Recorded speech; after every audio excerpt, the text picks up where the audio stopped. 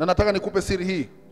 Ukitaka uwe mtu mwenye nguvu, uwe makini na mazingira yanayokuzunguka. Ukitaka kuwa mwenye hekima, jifunze kutokuwa mwongeaji sana. Kwa sababu imeandikwa, hata mpumbavu naye akinyamaza uonekane kwake ni hekima. Kwa sababu hiyo, ukiwa na mambo yako unayafanya pale nyumbani, usiruhusu kila mtu ajue. Wakati mwingine, hebu jifunze kutunza vitu vingine ambavyo unaviona ni vitu vya msingi.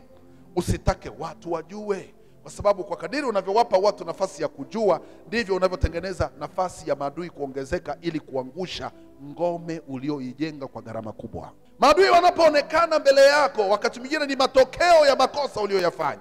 Kuna namna mtu mwenye hekima anaweza kutengeneza mazingira ya kushinda vita bila silaha. Inawezekana unaniuliza maswali, kwa namna gani? Vile unavyozuia ulimi wako usiwe na namna ya kutamka. Sema na watu, ndivyo unavyojenga ngome iliyo imara. Kwa sababu watu wanamjua mtu kulingana na yale anayoyasema. Narudia neno hilo. Tutajua udhaifu wako katika maneno yako. Wenye hekima mara nyingi huwa hawaongei mahali pasipo na sababu ya kuongea. Ni makosa kufunua kinywa chako mahali ambapo hapafai kuzungumza mambo ya msingi. Na ili uwe makini kwa namna hiyo, kama una uwezo wa kujizuia, basi ndio maana nakushauri upunguze watu wanaokuzunguka. Punguza idadi ya watu wanaofanya nini?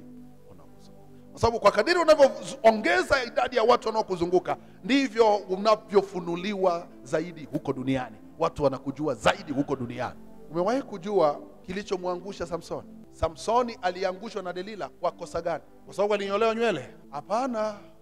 Anguko la Samsoni lilikuwa kwenye eneo la kutoa mambo ya ndani. Sababu kubwa iliyosababisha aanguke kwenye mtego ni kwa sababu alimleta mtu aliyekuwa adui. Alafu adui alipojua, baada ya kuambiwa, akatumia nafasi hiyo kumwangusha mwenye nguvu. Ukiwa mtu mwenye maarifa, uwe makini na ile hazina ulionayo ndani yako. Asiwepo mtu wa kuijua, kwa sababu akiijua hazina uliobeba, atatumia hiyo nafasi ili kukuangusha. Unajua, mimi nataka nianzishe biashara kubwa. Ni kweli uwezo unao, ni kweli mtaji unao, lakini mtu unayemwambia ni mtu sahihi?